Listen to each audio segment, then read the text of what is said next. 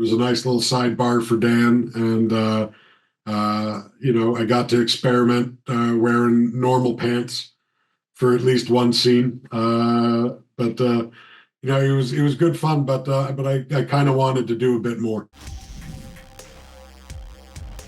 I'm excited to see you again. Excited to talk more Letterkenny, although also saddened that it's the end. And I'm curious what it's like for you. After almost a decade now, looking back on this and knowing that it's coming to a close for the meantime. We shot the last season last September, so we were sitting on this secret for over a year that the show was ending.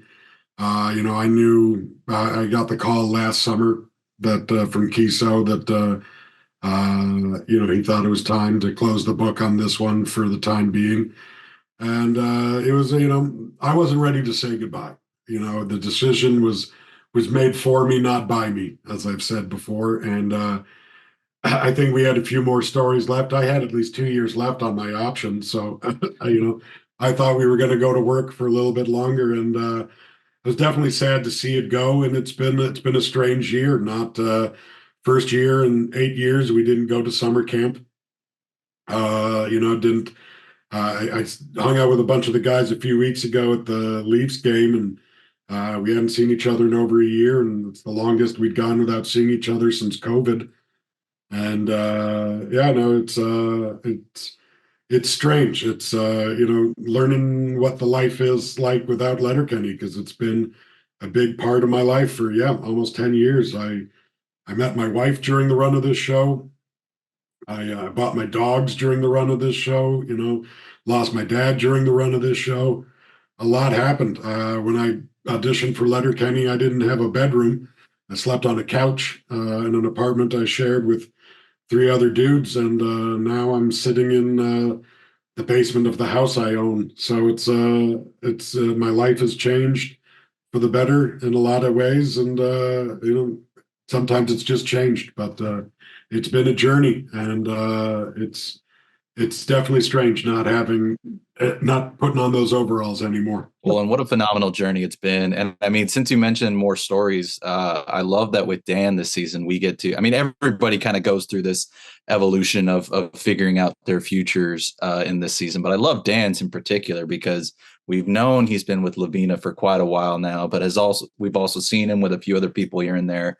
What was it like for you, when you saw what Jared and Jacob had planned for this season and for Dan in particular? Honestly, I wanted to do a bit more. I hope I'm not stepping on any toes by saying that, but Dan just sort of popped in with a new article of clothing every now and again, and you really actually didn't see Dan on the farm.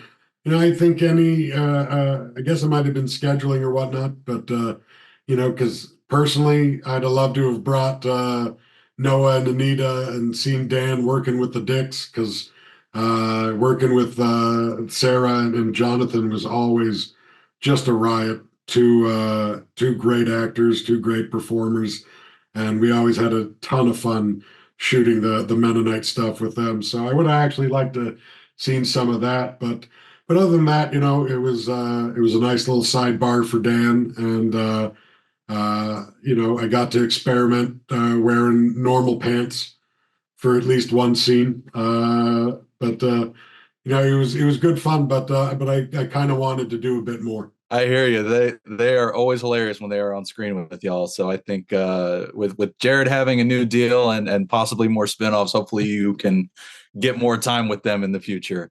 You never know. You never know. You never know.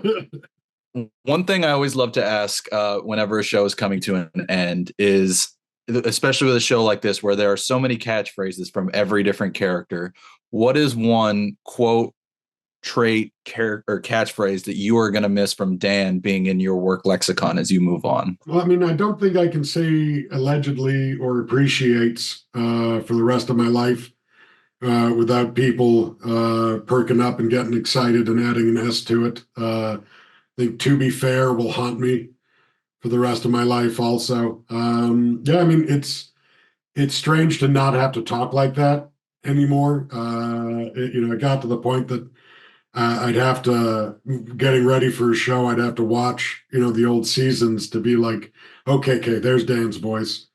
And then it always took me a couple weeks afterwards to stop doing it. Every once in a while I'll say something and my wife will say, "Oh, there's Dan again."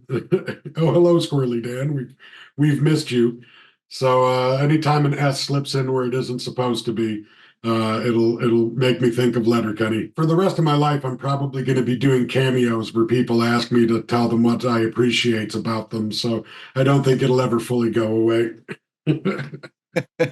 Well, that just shows how iconic of a character Dan is, as well as how much you brought to him. So I love that. I hope that at some point in the future we get to see more of you and the crew. But in the meantime, I look forward to continuing to help build this fan base because I've loved it ever since I started. So thank you so much, Trevor, for taking the time to chat with me again. I greatly appreciate it.